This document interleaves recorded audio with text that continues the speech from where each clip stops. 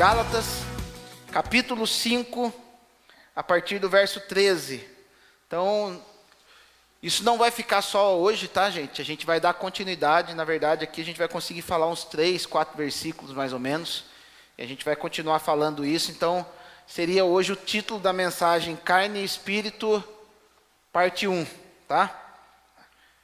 Gálatas, capítulo 5, verso de número 13 em diante. Diz assim: porque vós, irmãos, fostes chamados à liberdade, porém não useis da liberdade para dar ocasião à carne. Sede antes servos um dos outros pelo amor. Porque toda a lei se cumpre em um só preceito, a saber, amarás ao teu próximo como a ti mesmo. Se vós, porém, vos mordeis e devorais uns aos outros, vede que não sejais mutuamente destruídos. Digo, porém, andai no Espírito, e jamais satisfareis a concupiscência da carne. Porque a carne milita contra o Espírito, e o Espírito contra a carne. Porque são opostos entre si, para que não façais o que porventura seja do vosso querer. Mas se sois guiados pelo Espírito, não estáis sob a lei. Ora, as obras da carne são conhecidas e são prostituição, impureza, lascívia, idolatria, feitiçarias, inimizades, porfias, ciúmes, iras, discórdias, dissensões, facções, invejas, bebedices, glutonarias e coisas semelhantes a estas, a respeito das quais eu vos declaro, como já outrora vos preveni, que não herdarão o reino de Deus o que tais coisas praticam. Mas o fruto do Espírito é amor, alegria, paz, longanimidade, benignidade, bondade, fidelidade, mansidão, domínio próprio. Contra essas coisas não há lei. E os que são de Cristo Jesus crucificaram a carne com suas paixões e concupiscências. Se vivemos no Espírito, andemos também no Espírito. Não nos deixemos possuir de vanglória, provocando uns aos outros, tendo inveja uns dos outros. Pai, em nome de Jesus, eu te agradeço pela tua infinita bondade, pelas tuas misericórdias e pela tua palavra, meu Pai, que será liberada aqui essa noite. Quero te agradecer, Senhor, por cada vida que aqui está, por cada pessoa que se dispôs, Senhor, a vir buscar a tua palavra, que o Senhor derrame algo sobrenatural sobre a vida de cada um que aqui está. E me dê graça para poder ministrar a tua palavra a todos que aqui estão. Pai, eu peço a tua bênção e a tua graça em nome de Jesus. Amém. Amados, nós vamos ver Paulo falando com os cidadãos aqui da Galácia, começando a discorrer sobre liberdade no Espírito. Porque o próprio Paulo vai dizer ali no capítulo 3, de 2 Coríntios, no verso 17, ele vai falar que aonde há o Espírito de Deus, aí há liberdade. E eu já vi esse texto, onde há o Espírito de Deus, aí há liberdade, interpretado errado muitas vezes. Porque as pessoas acham que onde há o Espírito de Deus, você pode fazer o que você quiser. Onde há o Espírito de Deus, é casa da mãe Joana. E não é isso que Paulo está dizendo. Paulo está dizendo que onde há o Espírito de Deus, onde a pessoa é dominada pelo Espírito, ela é verdadeiramente livre de quê? De religiosidade. Ela é verdadeiramente livre de quê? De libertinagem, porque você fazer o que você quer é libertinagem. Você é verdadeiramente livre de conceitos errôneos que os homens inventaram. É verdadeiramente livre para poder o que? Adorar a Deus na beleza da sua santidade. O que é adorar a Deus na beleza da sua santidade? Uma expressão que a gente vê muito na Bíblia. É você adorar a Deus mediante a revelação que Deus tem para a sua vida. Porque nem todos têm uma revelação completa daquilo que Deus é, de quem Deus é. E conforme a revelação, ela sendo progressiva na sua vida, conforme a revelação de Deus cresce para você, mais você vai conseguir adorar a Deus. A gente vai ver Isaías. Isaías, ele era um homem que adorava a Deus. Ele era um homem que já era profeta. Mas quando ele tem uma revelação de quem realmente Deus era, ali no capítulo 6 de Isaías, vai falar que ele viu, vai falar que no ano que morreu o rei Uzias, eu vi o Senhor assentado num alto e sublime trono, e as hostes, os seus anjos, a fumaça da sua glória enchia toda a casa. E os umbrais do templo se moviam, e ele viu o Senhor dos exércitos. E quando ele viu o Senhor dos exércitos, vai dizer que a glória, a majestade do Senhor era tão grande, que ele fala assim: ai de mim que vou perecendo, pois sou um homem de lábios impuros e habito no meio de um povo de impuros lábios. Ou seja, antes disso ele tinha uma revelação de Deus, ele conseguia se derramar num nível a Deus, mas a partir desse dia que ele tem uma revelação realmente da majestade que Deus era, o que acontece? Aquela revelação de Deus levou ele a uma adoração diferente, porque às vezes a gente pensa que a adoração é somente eu vir aqui na frente, dar uma chapadinha, falar uma língua estranha aqui e tal, a glória, e dar um glória a Deus, um aleluia. Gente, isso aí é o nível mais raso da adoração. Sabe por que é o nível mais raso? Porque você pode estar fazendo isso, seu coração conectado lá na rua. Você pode estar fazendo isso e não vendo a hora que você vai para o motel com sua namorada. Você pode estar fazendo isso, não vendo a hora que você vai pegar um revólver para matar um cara lá fora. E não tem como pastor ficar sabendo disso, não tem como seu líder ficar sabendo disso, não tem como. Então esse é o nível mais raso de adoração. Mas quando você realmente vê quem Deus é, você descobre quem Deus é, você começa a olhar para si mesmo e se reconhece como o pior dos homens, porque a santidade de Deus ela é tão grande que revela quem você é. E quando você tem a revelação de quem você é, você não tem outra alternativa de falar: Senhor, eu sou um desgraçado, eu sou um nada. Mas a partir de Ti, com a revelação da Tua glória, eu quero me derramar diante de Ti. E quando isso acontece, é a dinâmica de Isaías. Vai falar que o anjo, aqueles anjos eram os serafins. Serafins no hebraico quer dizer seraf. Seraf quer dizer criatura movente de fogo. Vai falar que aquelas criaturas que assistiam o trono do Senhor, aqueles serafins, eles voam e pegam com uma tenaz a brasa que estava no altar. Porque aquilo que estava no altar era um fogo muito mais poderoso do que os anjos, porque o anjo já era de fogo. Ele teve que pegar uma tenaz, um alicate, para quem não sabe, é um alicate para pessoas que mexem com ferro fundido. Ele teve que pegar um alicate porque a temperatura daquela brasa era maior do que a temperatura deles. Porque Deus, Ele não usa anjo para nos purificar, Deus não usa qualquer outra coisa, Ele usa o quê? Do seu elemento de fogo para poder purificar os nossos pecados. Não é o fogo do anjo que purifica os nossos pecados, é o fogo de Deus. E o fogo de Deus é muito mais poderoso do que um anjo, do que um serafim. E a partir daquele momento, Isaías transformou a vida dele. Ali, verdadeiramente, ele se converteu. A partir daquele momento, ele passa a fluir na verdadeira liberdade. Então, liberdade não é a gente fazer o que quer. Liberdade é a gente poder ter a revelação de quem Deus é. E o que eu falo muitas vezes aqui na igreja, porque às vezes eu vejo algumas pessoas algumas igrejas com alguns dogmas, algumas liturgias mais engessadas, e eles falam, mas muitas vezes, às vezes a gente tomando um café, eles falam assim, mas qual é a sua indagação com respeito à nossa liturgia? É como se ele perguntasse assim, o que tem na sua igreja que a nossa não tem? Eu falo assim, na nossa igreja tem liberdade. E na hora eles falam assim, mas liberdade para poder falar em língua estranha, liberdade para poder profetizar, você acha que isso é liberdade?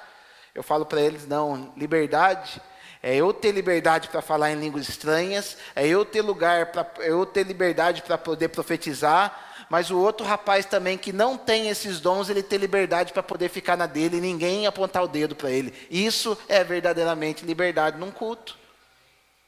Porque se eu estou num lugar que não flui nisso, e quando você faz, ele se aponta o dedo para você, estão errados, da mesma maneira nós seríamos errados também, se nós fluíssemos nisso e uma pessoa que ainda não chegou, ainda não mergulhou nesse nível espiritual não ter, a gente ficar apontando o dedo para essa pessoa. É um ambiente de prisão também, é um ambiente onde não há liberdade. Então está vendo como a liberdade, ela é muito mais profunda do que a gente pensa? Então ele está falando aqui, Paulo começa a dizer que nós fomos chamados à liberdade. Nós somos chamados a conhecer Jesus na sua plenitude. Nós somos chamados a conhecer o Espírito Santo na beleza da sua santidade. Nós temos esse livre acesso.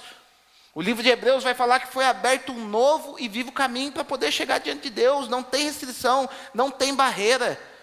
Ah, mas o meu pecado é uma barreira. Não, se você tiver, o seu pecado é uma barreira para você. Não é uma barreira para Deus. Porque Deus não tem problema com pecado. Às vezes a gente acha que Deus tem problema com pecado. Ai, Deus, eu pequei. É o que aconteceu com Adão. Ele peca, ele sai correndo de Deus. E Deus fala, cara, é como se Deus olhasse para cá. Pecado para mim não é problema para você. Pecado eu purifico com sangue. Não tem problema com pecado.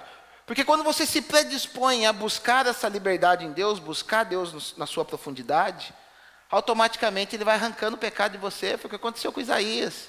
Ele foi se aproximando, ele foi vendo, ele foi contemplando, ele olhou a sua condição, ele assumiu, ele faz a primeira ação de uma vida com Deus, é a confissão, é o reconhecimento de quem é e confessar. A partir do momento que você confessa, há uma mudança na sua estrutura cerebral. Eu estava lendo, é cientificamente comprovado. Se uma pessoa que confessa o seu pecado, ela tem a sua estrutura cerebral modificada. A estrutura cerebral, como é que ela é formada? Você que tem algumas práticas, imagina um disco. Tem gente aqui que não é da época do disco de vinil.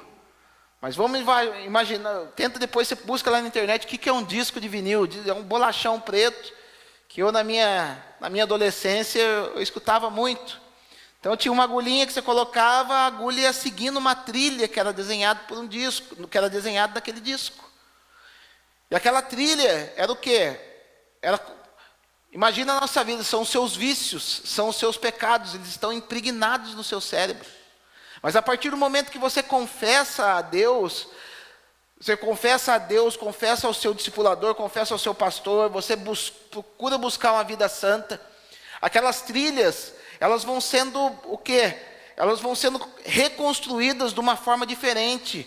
E ela vai sendo construída por Deus uma nova trilha no seu cérebro. E aquelas trilhas que você achava que eram tão fortes, aos poucos elas vão sumindo, porque as trilhas que Deus começa a construir, os caminhos que Deus começa a construir no seu cérebro, são muito mais fortes do que o que você conseguiu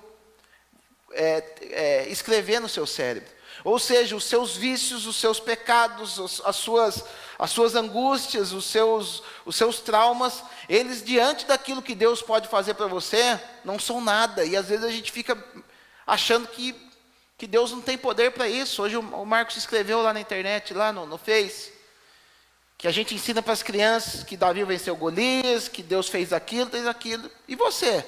Você crê que Deus pode fazer o sobrenatural? Que a gente é muito limitado. Deus, ele age na mente, ele age justamente reprogramando a sua mente a partir do momento que você assume o seu pecado, a partir do momento que você começa a buscar ele começa a reconstruir a sua mente. É o que vai dizer em Romanos 12. Então é cientificamente comprovado. Então nós somos chamados a essa liberdade, nós somos chamados para ter o quê? A mente de Cristo. Mas Paulo ele começa a dizer aqui para que nós não usemos essa liberdade o quê? Para dar ocasião para a carne. Porque qual que foi o grande, graças a Deus hoje isso está acabando. Qual que foi o modo de trabalho na igreja antiga, na igreja tradicional? Eu não posso nem falar de bebida alcoólica aqui na igreja, senão os irmãos vão pensar que eu estou incentivando eles a beber. Eu não posso nem dar uma palestra de sexo aqui na igreja, senão a galera aqui vai pensar que pode fazer sexo com qualquer um na esquina. Ah, eu não posso. E foi colocando tabus dentro da igreja, em que não se podia falar disso, eu não podia falar de adultério, eu não podia falar de nada, de nada, de nada. E o que aconteceu? Para quê? Com medo das pessoas se bandearem para o outro lado. Só que fazendo isso, o que aconteceu? Formou-se o quê? Um sistema de religiosidade, onde o pastor, ele não falava de determinados assuntos, ele falava da roupa que você tinha que vestir, ele falava do modo que você tinha que falar, e a gente começou a ver um monte de quê? Um monte de robozinho de Jesus. Antes era facinho você descobrir quem era crente para a rua. Era mulher, cabelo comprido, saia comprida, língua... não, língua não. Língua comprida. O homem era o homem de terno, não podia ter barba, de preferência tinha que ter uma boininha na cabeça, também tinha língua comprida. E foi formatando. Só que as pessoas, na sua essência, por dentro, o camarada estava louco para dar uma pecada. A mulher estava doida para dar uma pecada, estava uma bomba prestes a explodir. Porque ela não estava fluindo numa liberdade. Os extremos são muito perigosos. Eu não posso determinar o que... eu como pastor, eu não posso determinar a roupa que você vai usar. Eu não posso determinar o modo como você vai falar. Eu não posso determinar o que você vai beber. Só que eu não posso te incentivar o que você vai usar. Eu não posso proibir uma coisa, só que eu também não posso incentivar outra. E hoje nós estamos vivendo, graças a Deus, com uma mensagem hoje em dia, que de certo modo é bom, que é a mensagem de vamos viver na graça. Vamos sair daquela religiosidade do passado e vamos viver agora na graça. Só que daí aconteceu um outro extremo. A turma achou que essa palavra graça era uma carteirinha para poder fazer o que quisesse. Ah, então eu vou lá na igreja, lá na igreja Aba eles pregam graça. Lá pode ir de bermuda, lá pode ir de boné, lá pode, que mais que pode? Pode tudo, né?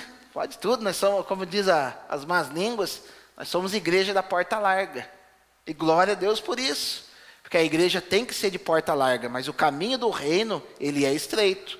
A porta da igreja ela é bem larga mesmo, o portão está aberto, o pastor recebe prostituta que se vier, drogado, ladrão, bandido, do PCC, do Comando Vermelho, quem vier tem lugar aqui para eles. Só que vai ter que entrar no caminho estreito, que é o caminho que conduz o reino.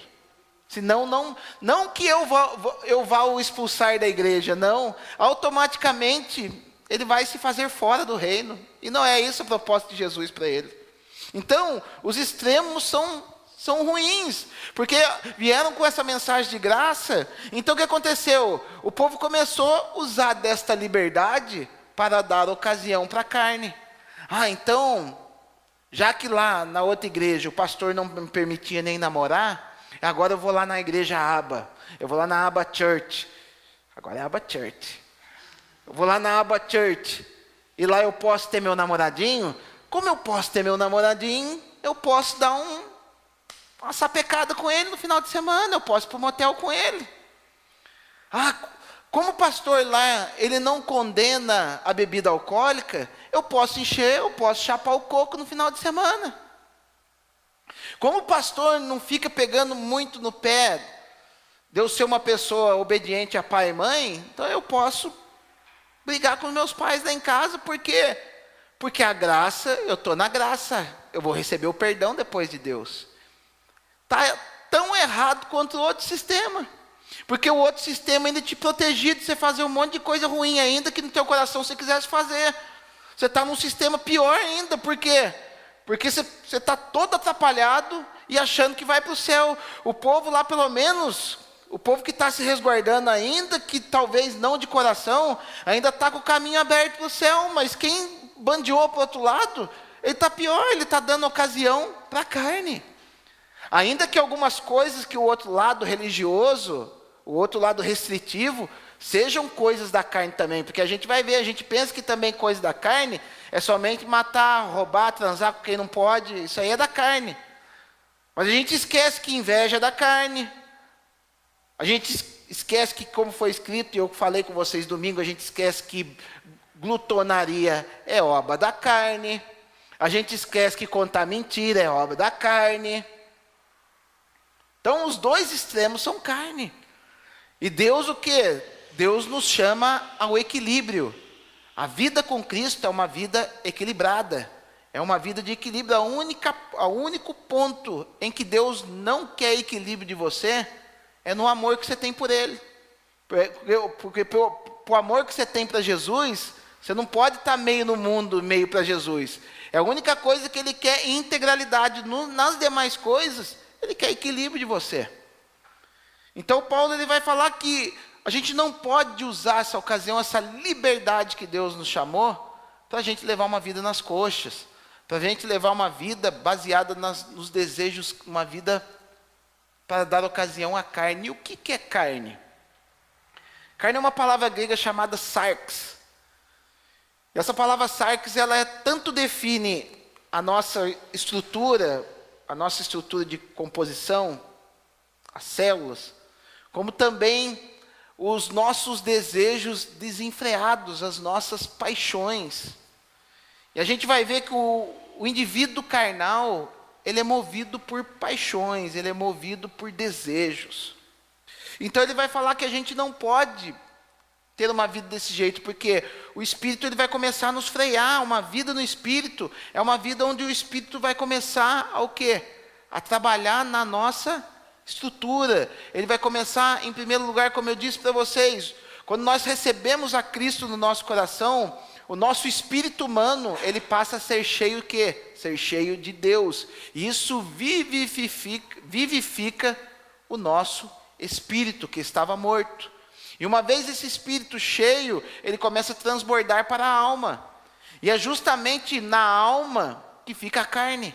Uma pessoa que é carnal é uma pessoa que é governada pela alma, é uma pessoa almática. Quando você ouvir de uma pessoa que ela é almática, é sinal que essa pessoa ela é carnal. Ela é governada pelos seus prazeres.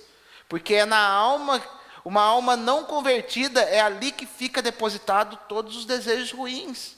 É ali que fica a vontade do cara de roubar. É ali que fica a vontade do cara de adulterar. É ali que fica a vontade do cara de usar droga. É ali que fica ali que é a sede. Lembra que eu falei para vocês? Que a alma é a sede das emoções, das vontades e da personalidade do homem. E é no campo das vontades que a carne trabalha. E quando você é uma pessoa movida somente por prazeres, você é uma pessoa carnal.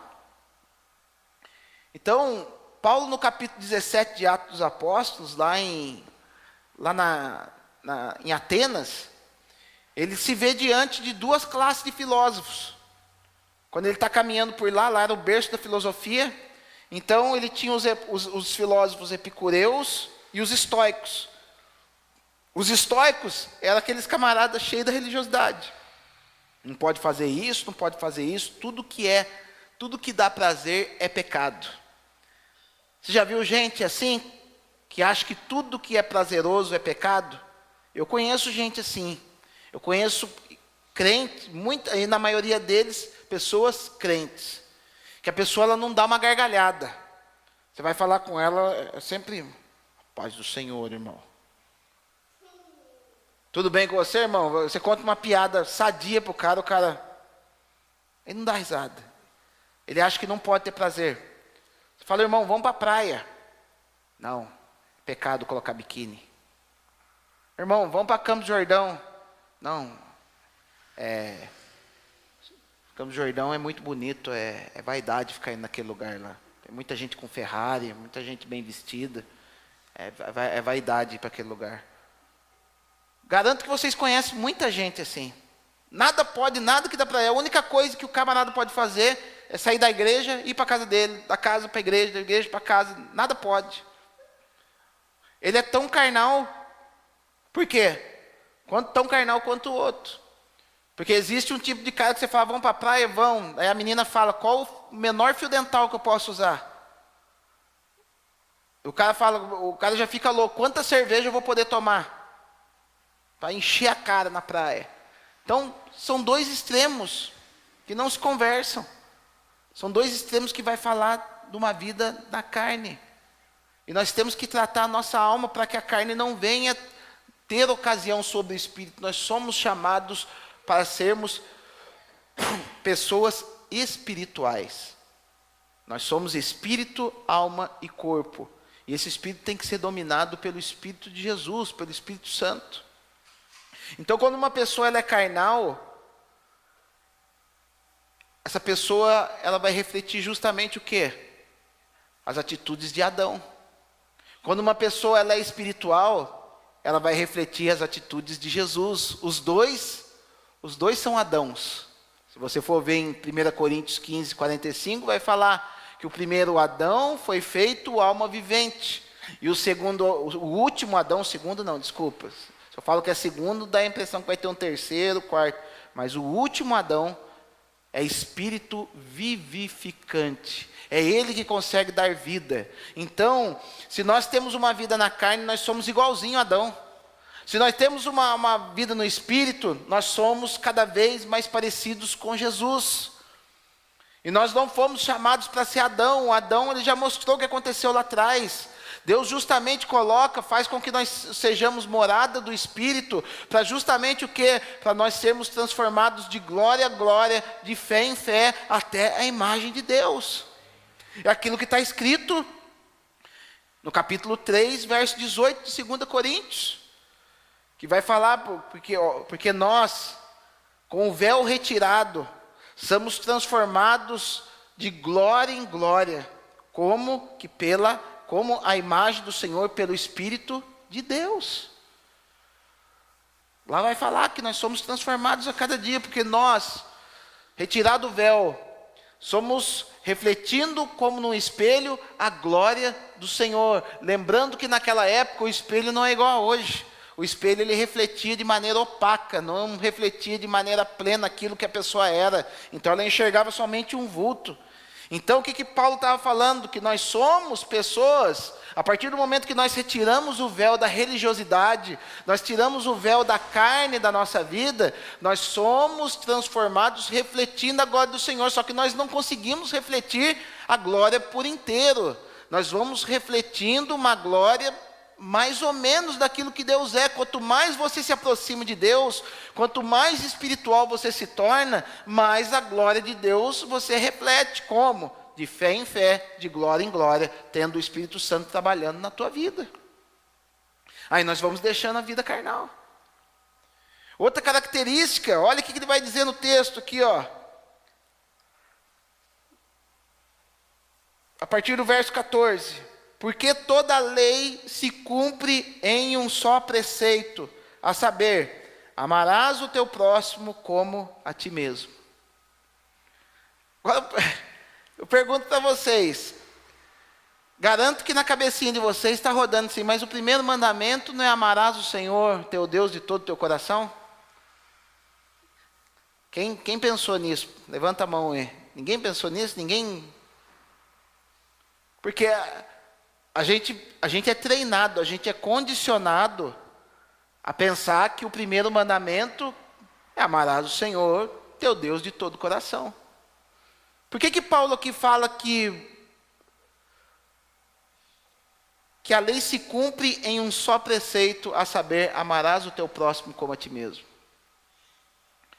Porque toda a lei, todo o agir do Espírito na nossa vida, meus amados, vai trabalhar em nós de uma maneira que nós sejamos cada vez mais altruístas e menos egoístas. Porque quanto mais egoísta você é, mais carnal você é. Quanto mais altruísta você é, quanto mais você pensa no seu próximo, mais espiritual você é. Todo o trabalhar de Deus, meus amados, é para que nós venhamos o que? Ser melhor para o outro.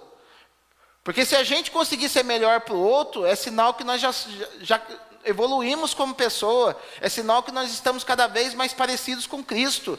Então, quando nós amamos mais o nosso próximo como a nós mesmos, por isso que esse é o grande primeiro preceito que Paulo está falando, porque o nosso primeiro próximo que nós temos que amar é Jesus.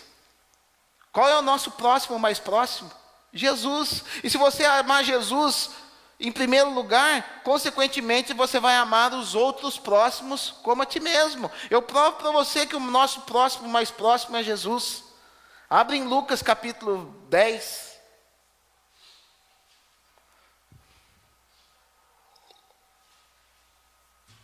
Pegar só um trecho dessa parábola. Lucas capítulo 10, a partir do verso 30. Olha o que vai dizer. Jesus prosseguiu dizendo: certo homem descia de Jerusalém para Jericó, e veio a cair em mãos de salteadores, os quais, depois de tudo lhe roubarem e lhe causarem muitos ferimentos, retiraram-se, deixando-o semi-morto. Casualmente descia um sacerdote por aquele mesmo caminho, e vendo-o, passou de largo. Semelhantemente, um levita descia por aquele lugar, e vendo também, passou de largo. Certo samaritano, que seguia o seu caminho, passou-lhe perto, e vendo, compadeceu-se dele, e chegando-se, pensou-lhe os ferimentos, aplicando-se óleo e vinho, e colocando sobre o seu próprio animal, levou-o para uma hospedaria e tratou dele. No dia seguinte, tirou 2 denários e entregou ao hospedeiro, dizendo: cuida deste homem, e se alguma coisa gastares a mais, eu te indenizarei quando voltar. Qual destes 3 te parece ter sido o próximo do homem que caiu nas mãos dos salteadores? Respondeu-lhe o intérprete da lei, o que usou de misericórdia para com ele. Então lhe disse: vai e procede tu de igual modo. Quem que era esse samaritano aqui do texto, gente? Quem que joga óleo e vinho em nós? Quem que te dá o Espírito Santo? Quem que te dá a alegria do Espírito? Quem que pagou 2 denários para esse homem da hospedaria cuidar de alguém que estava doente, que é um simbolismo da igreja? A hospedaria, o que é? A igreja. O dono da hospedaria, quem que é? Somos nós. E aquele homem pega um homem ferido e coloca naquela hospedaria para que o quê? Para ser curado por aquele óleo e para aquele vinho que é derramado por aquele homem. 1 denário era o preço de uma diária de um hotel naquela época. 2 denários, estava pago o quê? 2 dias de estadias para aquele homem. E o que Pedro vai dizer? Porque para Deus um dia é como 1000 anos. Ali tinha o quê? 2 dias pagos. Na matemática de Pedro, quanto dá esses 2 dias? 2000 anos. E faz quanto tempo que Jesus morreu? 2000 e poucos anos. Ele falou: então cuida dos meus feridos. E se passar um pouco mais, eu te pago quando eu vim. O que é? Galardão no reino. Jesus, gente, Jesus é o nosso próximo mais próximo. Então não precisa amar o Senhor teu Deus de todo o coração, porque a partir do momento que você consegue amar o próximo, é sinal que você já ama a Deus de todo o coração. É sinal que o caráter de Cristo está sendo aperfeiçoado em você. É que às vezes a gente não para linkar uma coisa na outra. E vai falar aqui que esse é um preceito da lei. O que é o preceito da lei? Preceito aqui é a palavra logos, a ideia central da lei. Porque a lei ela é composta de quê? De 613 aspectos. Só que esses aspectos, eles são o quê? Eles são firmados em cima de princípios. Porque alguns aspectos da lei já não se aplicam para nós no dia de hoje. Por exemplo, vai falar lá que se você tem um filho, que ele é muito desobediente, e se ele fica desobedecendo, o que você tinha que fazer? Você levava diante da congregação, a congregação pegava em pedras e matava o seu filho para você. Facinho. É fácil. A gente faz isso hoje em dia? Não, né? O que ia ter de criança morta aí na rua? A gente não faz mais isso. Mas o que isso é? Isso é um princípio da lei. O princípio o que é? O princípio é uma ideia. O princípio é o que ficou, o que acontece hoje. Hoje, quando um filho, ele é desobediente ao pai e à mãe, o que vai acontecer? Ele vai ter vida curta e não será próspero na terra. É mandamento de Deus. Quando um filho espiritual, ele é desobediente ao pai e à mãe espiritual dele, o que vai acontecer? Ele tem morte espiritual. O camarada que ele é desobediente ao pastor dele, ao seu pai espiritual, o pastor não vai dar pedrada nele, o pastor não vai matar ele. ele mesmo vai morrer espiritualmente. As coisas não vão acontecer para ele, as coisas não vão fluir na vida dele. Então o que aconteceu? O aspecto ficou para trás, mas o princípio permanece. E um monte de coisa na lei. Por isso que às vezes é uma luta para a gente falar de dízimo na igreja, porque o cara vai falar, mas no Novo Testamento não tem dízimo. A gente não vê falar de dízimo. Por quê? Porque o aspecto ficou para trás, mas o princípio permanece, o princípio de honrar a Deus.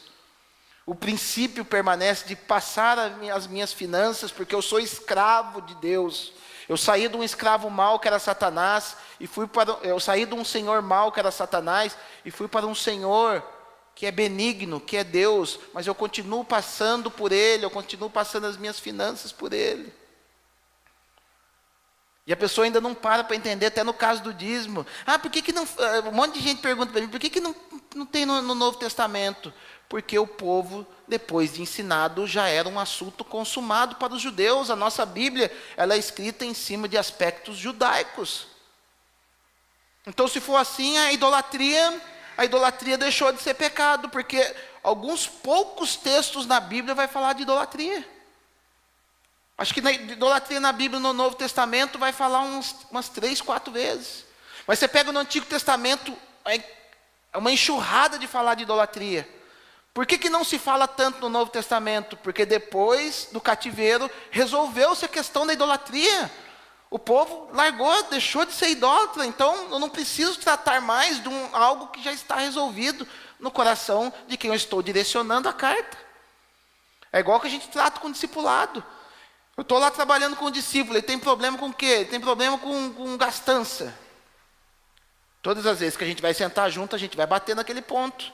Na hora que eu ver que aquele ponto foi resolvido, eu não tenho mais que tocar no assunto. Eu vou para o próximo aspecto.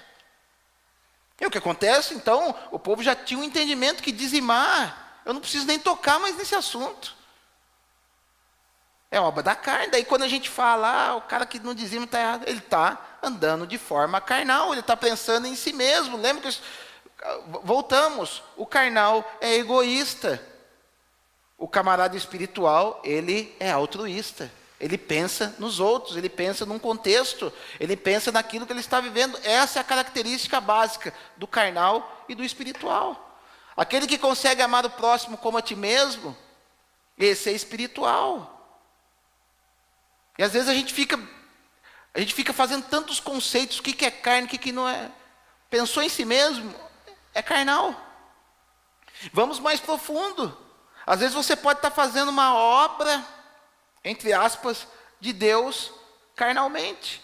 Eu posso estar pregando aqui, eu posso estar dando um estudo para vocês, querendo me aparecer, querendo ser famoso, querendo ganhar tapinha nas costas, querendo ganhar almoço grátis aí na cidade, querendo ganhar tapete vermelho onde eu for, querendo ganhar uma série de coisas. Se eu estou fazendo isso, não está subindo o quê? Com um cheiro agradável a Deus, porque eu não estou fazendo para edificar vocês, eu estou fazendo para a minha própria glória, eu estou fazendo isso para o meu próprio reconhecimento, eu estou fazendo isso para inflar o meu ego. E quando eu faço isso, não tem valor nenhum diante de Deus. Vamos para o texto de capítulo 13 de Coríntios. Ainda que eu falasse a língua dos homens e dos anjos, se não tivesse amor, nada disso me aproveitaria, porque seria como metal que soa e como sino que tine. E o que é esse amor?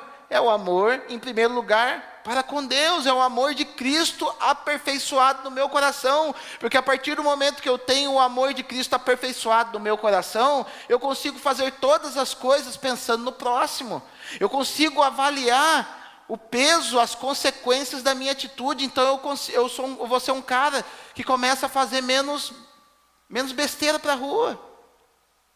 Cara, eu vou falar tal coisa com o Ney, mas se eu tenho o caráter de Cristo aperfeiçoado em mim, mas será que se eu falar isso com ele, será que não vai dar problema? Será que eu não vou feri-lo? Será que isso caindo no ouvido de um terceiro, será que não causa problemas? É melhor eu não falar. Mas a minha carne, a minha ansiedade quer tanto falar. Nossa, está bombando para falar. eu vou falar. A partir desse momento eu provo que eu sou uma pessoa carnal, porque eu não estou pensando nas consequências. Eu não estou pensando naquilo que pode ferir as outras pessoas, eu estou pensando somente naquele diabinho que está dentro de mim falando, fala. Porque vai falar, a gente vai ver, meus amados, que um milita contra o outro. É um inimigo do outro, não tem meio termo, não tem associação. Vamos andar um pouquinho na carne, não. Em alguns aspectos você vai ser carnal. Em outros aspectos você vai ser espiritual. E quando você age, as suas atitudes são mais carnais do que espirituais, você é todo carnal. Então existem pessoas, nós que estamos aqui, meus amados, inclusive eu, em algumas partes da minha vida eu ainda sou carnal, eu preciso melhorar. Porque não pense que é o camarada ele fez 5 coisinhas certas e 2, não, vamos pesar, não, esse é carnal, esse é espiritual. Não, meus amados. Isso é subdividido dentro da nossa alma. Em alguns aspectos você é carnal, precisa melhorar. Em outros aspectos você já é espiritual. Amém, continue aperfeiçoando, já passou daquela fase. Mas todos nós temos um aspecto dentro de nós que é carnal. Porque ainda nós não estamos totalmente aperfeiçoados. Por isso que Jesus ele começa a nos tratar. Primeiro ele trata das coisas mais... Quando você se converte realmente... E é outra coisa que a gente trata no discipulado. Primeiro a gente vem atacando, a gente senta junto e... Cara, o que você acha? Que te incomoda? O que faz você ter mais problema nessa vida? O que eu tenho mais problema é quando eu chego dentro de casa, eu quebro o pau com a minha esposa. Amém? Vamos atacar isso aí. E a gente vai atacando até a hora que resolveu. Beleza? Vamos para o próximo tópico. O Espírito Santo é a mesma coisa conosco. Uma vez ele vem, ele começa a mexer, ele pega aquilo que está mais latente na nossa vida, e uma vez aquilo tratado, ele vai para o próximo. Ele vai para o próximo, é como se ele entrasse dentro de um quarto, ele retira toda aquela sujeira grande. E depois daquela sujeira grande, ele começa a enxergar o quarto em si, ele começa a enxergar o seu coração. Ela fala, agora vamos mexer nos detalhes. Ele vem com a escovinha dele e começa pegando nos cantinhos, pegando aquela sujeirinha, ele vai te aperfeiçoando até o momento que você o quê? Você está parecido com Jesus. A nossa meta é ser parecido com Jesus, não é ser parecido com Adão. Adão era o cara mais egoísta que tinha, gente. E eu provo para você, quem tiver a Bíblia King James, aí abra comigo no capítulo 3, verso 6, porque infelizmente as versões que vêm para a língua portuguesa não contemplam isso, com exceção da King James. Mas se você for na versão inglesa, as Bíblias têm. Você vai na versão espanhola, as Bíblias têm. No capítulo 3, verso 6 de Gênesis.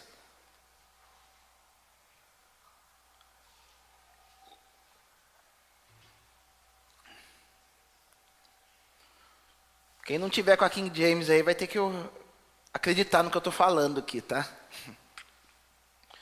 Mas é isso aí, depois você procura lá na sua casa. Na internet tem.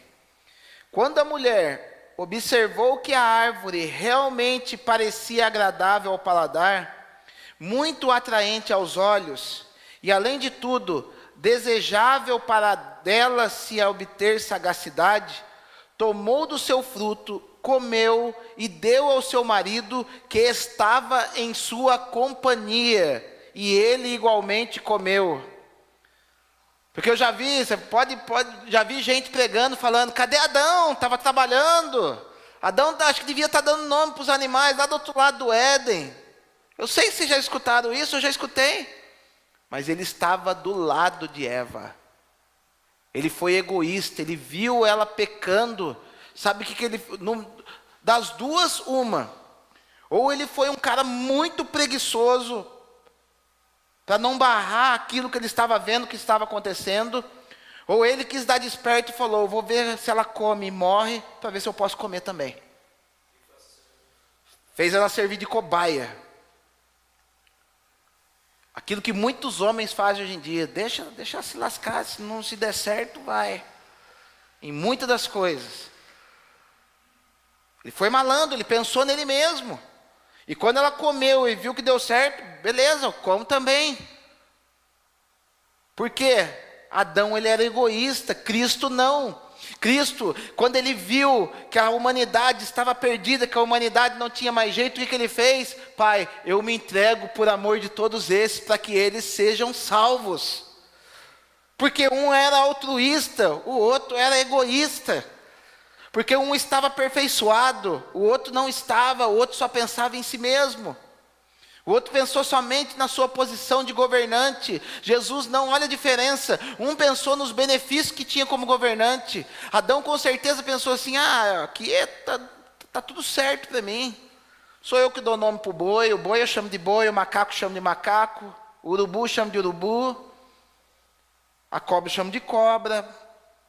Aqui eu faço o que eu quero, eu falo aqui, o negócio brota, eu quero comer uma coisa, eu tenho. Está tranquilo, está favorável. Eu sou o dono do pedaço. Agora Cristo não. A gente vai ver em Filipenses capítulo 2, a partir do verso 5, que ele humilhou-se a si mesmo, tomando a forma de homem, tomando a forma de servo, fazendo-se semelhante aos homens. E achado na forma de servo, se humilhou até a morte e morte de cruz. Então um quis se exaltar, o outro quis se humilhar. Mas um teve o quê? Teve um prazer momentâneo e uma vida de morte pela frente. O outro não, ele teve um sofrimento momentâneo, mas é glorificado para o resto da vida. Por isso que não compensa a gente ter uma vida baseada na carne, porque a carne ela vai te trazer o quê? Um prazer momentâneo. E conforme você come daquele prazer momentâneo, mais a sua carne vai pedir mais e mais. É a mesma coisa que acontece com o camarada que usa droga. Ele vai lá, ele cheira uma cocaína lá, e ele fala assim, eu vou cheirar só esse tantinho aqui. Mas depois que passa o efeito, ele quer mais, ele quer mais, ele quer mais. Mas o cara que já está aperfeiçoado, que já venceu o vício, que já venceu a carne na questão do vício, o que ele fala? Eu não vou me envolver com isso não, porque eu sei que é 5 minutos de prazer e 1 semana de desgosto. Eu não vou me envolver com isso. Então está vendo a questão dos prazeres, porque a carne ela milita justo que na questão do prazer. Quando a gente tem uma vida no Espírito, o pecado já não tem mais acesso sobre nós. Porque quando a gente fala de vir para Jesus,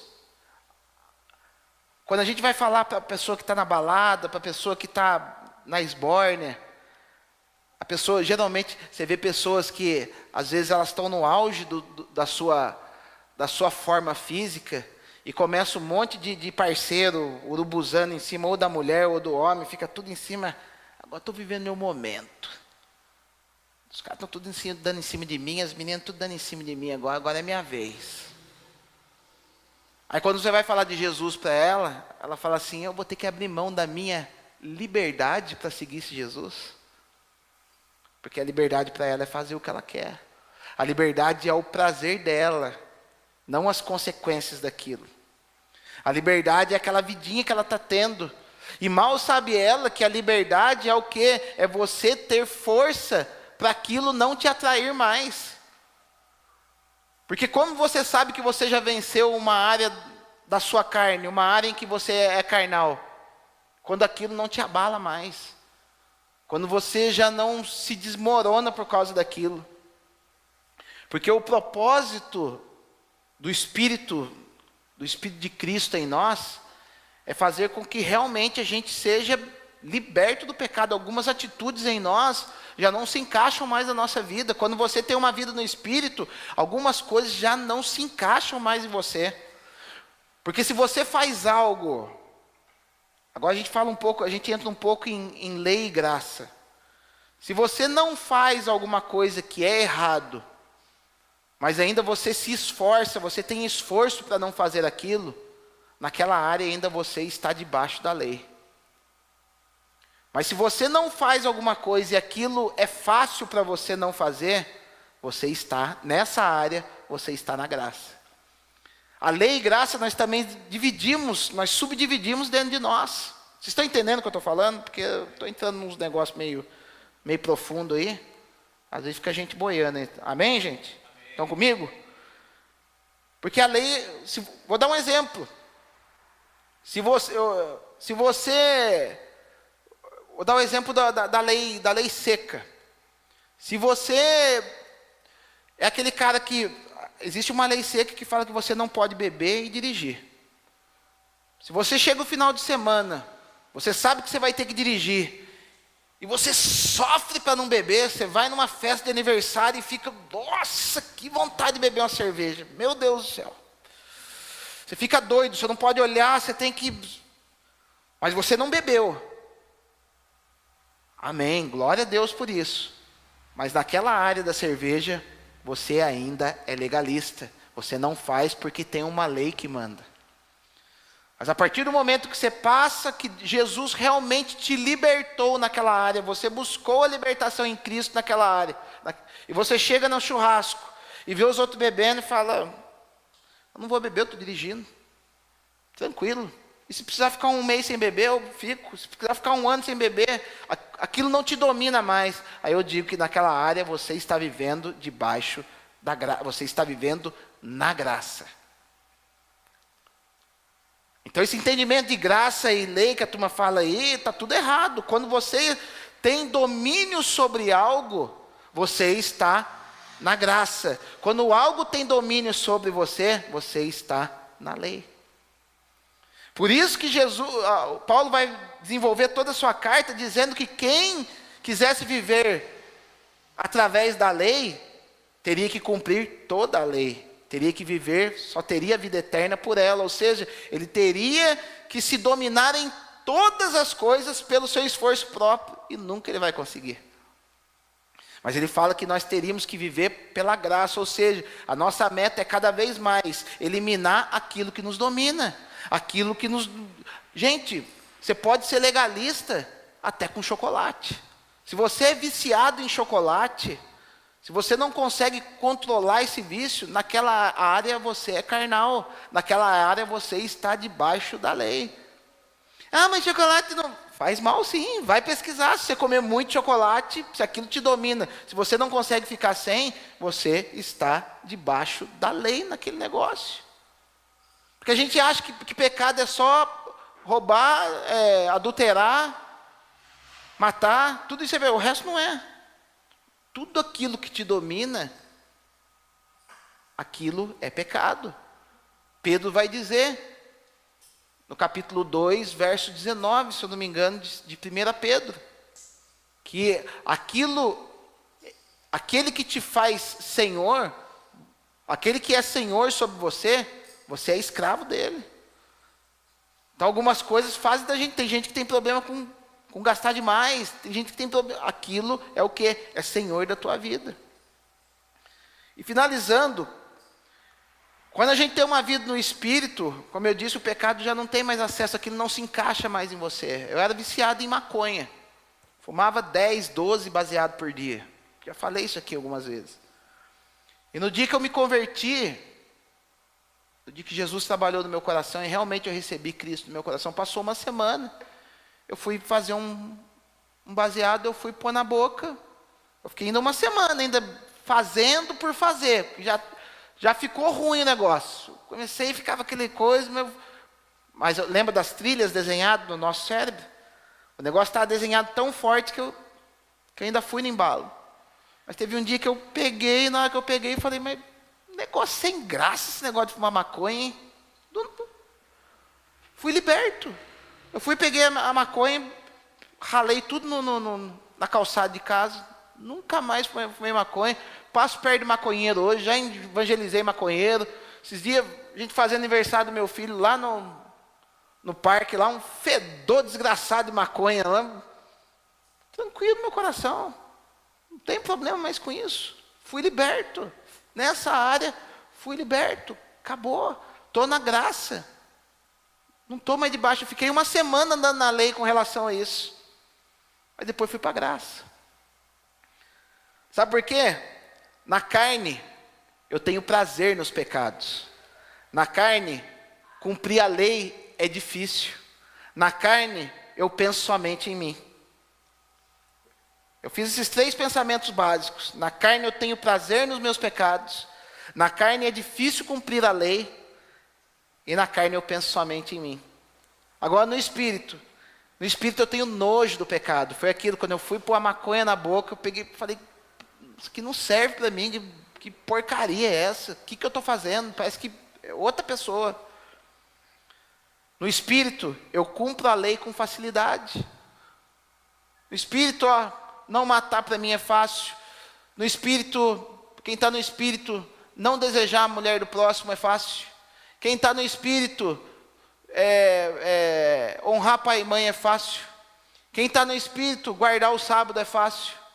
E quando eu falo guardar o sábado, é viver debaixo do descanso de Cristo. Você descansar no Senhor fica fácil para você.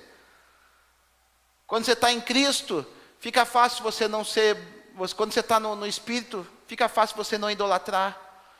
Você honrar o Deus em primeiro lugar. E mais os 603 mandamentos. Fica fácil para você fazer.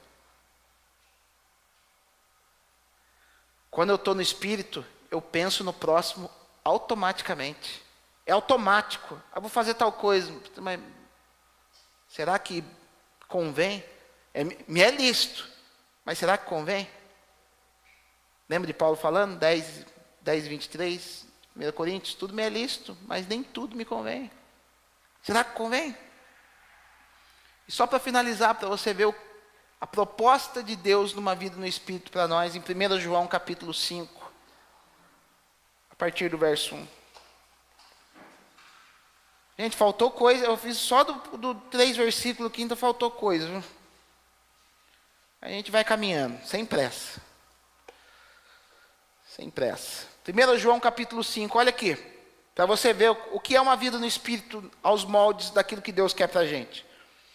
Todo aquele que crê que Jesus é o Cristo, que Jesus é o Cristo, é nascido de Deus. E todo aquele que ama ao que gerou, também ama ao que dele é nascido. Nisto conhecemos que amamos os filhos de Deus, quando amamos a Deus e praticamos os seus mandamentos. Porque este é o amor de Deus, que guardemos os seus mandamentos. Ora, os seus mandamentos não são penosos, porque todo que é nascido de Deus vence o mundo. E esta é a vitória que vence o mundo, a nossa fé. Quem é o que vence o mundo, senão aquele que crê ser Jesus, o Filho de Deus? O que ele está falando aqui? Que o amor de Deus, que Deus ama, que nós guardemos os seus mandamentos. E vai falar que aquele que está inserido numa vida do Espírito, os seus mandamentos não são pesados. Porque a partir do momento que ele é nascido de Deus, ele ama não só ele, mas também todos os que são nascidos de Deus. É o que ama também o que dele é nascido, ou seja, tudo que é de Deus, ele passa a amar. E quem é que vence o mundo, senão aquele que crê ser Jesus, o Filho de Deus? Quem é que consegue andar nessa forma? Quem é que consegue ser espiritual? Aquele que crê que Jesus é o Filho de Deus. Ah, pastor, mas eu creio que Jesus, o crer que ele está falando aqui, não é você somente falar com a sua boca. Porque se você andar para a rua aí, um monte de gente, você vai cruzar, anda na praça aí, um monte de gente vai falar que crê que Jesus é o Filho de Deus. Mas esse crer é realmente, é ter aquela visão que Isaías teve, é o cara falar, nossa, Jesus, o Filho de Deus, é santo, ele tem a mesma natureza de Deus, a única coisa que eu tenho que me fazer é dobrar perante a majestade dele.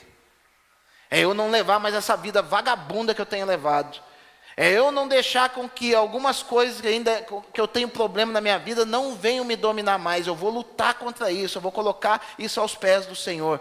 E isso é aquilo que Deus tem para nós, porque Ele vai batendo, Ele vai trabalhando através da nossa fé. A fé ela vai te levando mais profundo até o momento que Deus ele consegue te libertar das garras da carne que você está vivendo. Amém?